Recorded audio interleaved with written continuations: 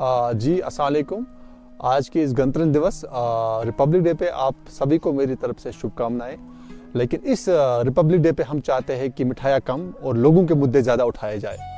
हम अपनी सरकार मौजूदा हुकूमत से कहना चाहते हैं कि कुछ दिनों पहले जो पूरे कश्मीर में एक तूफ़ान सा आया था, रात को आंधी आई थी, काफ़ी नुकसानात हुए लोगों के। आपको ये भी पता होगा कि ऐसे भी लोग थे जिनको रहने के लिए जिनके पास घर नहीं था, वो भी उजड़ गए उस आंधी से उनके।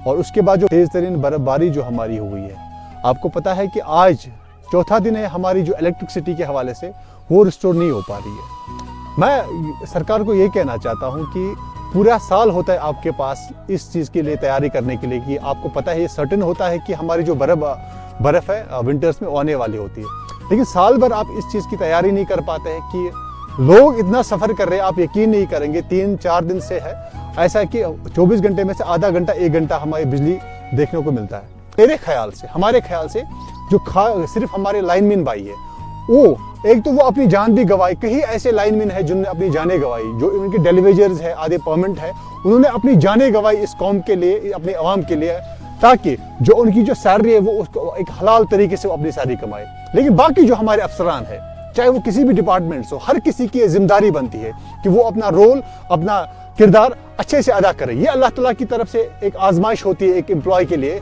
क्योंकि अल्लाह ताला ने उनको उस चीज़ के लिए नवाजा होता है। हालांकि आप जब शाम को जाएगा अपने घरों में, चाहे हमारे बड़े बड़े ब्यूरोक्रेट्स हो, हमारे ऑफिसर्स हो, क्योंकि उनको पता है जब हमने शाम को घर जाना है, हमें अपना हीटिंग सिस्टम एंजॉय करना, हमें अपने लाइटिंग सिस्टम को एंजॉय करना है। लेकिन आप एक गरीब की तरफ कोई नहीं देखता है, क्योंकि हमें पता है कि गरीब जो ग्राउंड पे जाता है, घूमता है, लोगों से मिलता है, हमें पता हो कि गरीब किन हालातों से परेशान होता है। लोगों के पास मतलब आप यकीन नहीं करेंगे मुंह धोने के लिए पानी अवेलेबल नहीं है। लेकिन सारा काम जो हमारी जम्मू कश्मीर की एडमिनिस्ट्रेशन है, वो सारा काम बिलवजह चला रही है। उन बेचारों को भी बोला जाता है कि आज नहीं तो कल आपको परमिट किया जाएगा। नहीं उमर साहब, मैं आपसे कहना चाहता हूं, इस अवाम ने आपको मौका दिया है। ये ना भूले कि ये 5 साल हमेशा के लिए रहने वाले हैं। फिर से इलेक्शंस आगे, फिर से आपने लोगों में आना है, अपने लिए वोट मांगने हैं। ये एक जो आपको पता है कि 2000 जब से हमारा एब्रोगेशन आर्टिकल 370 हुआ, लोग किन परेशानियों से जूझ रहे थे, लेकिन तब हमारे सुप्रीम कोर्ट ने मौका दिया कि आप अपनी हुकूमत यहाँ पे चुनिए, और लोगों ने आपको अपना एतमाद, अपना मैंडेट दिया, लेकिन आप उसमें नाकाम रहे।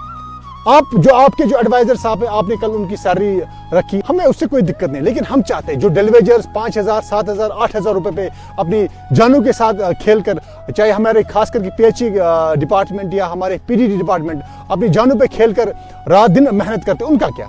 उनका आपने क्या किया? आपने जो कमेटी बिठाई उसकी रिपोर्ट कहाँ है? आपने तब बोला था कि 6 महीने में हमें अपनी जो रिपोर्ट है, अपनी जो इस कमेटी की रिपोर्ट है, वो सबमिट करेंगे। नहीं, आप बिल्कुल धोखेबाजी, एक धोखाधड़ी हमारे अवाम के साथ हो रही है।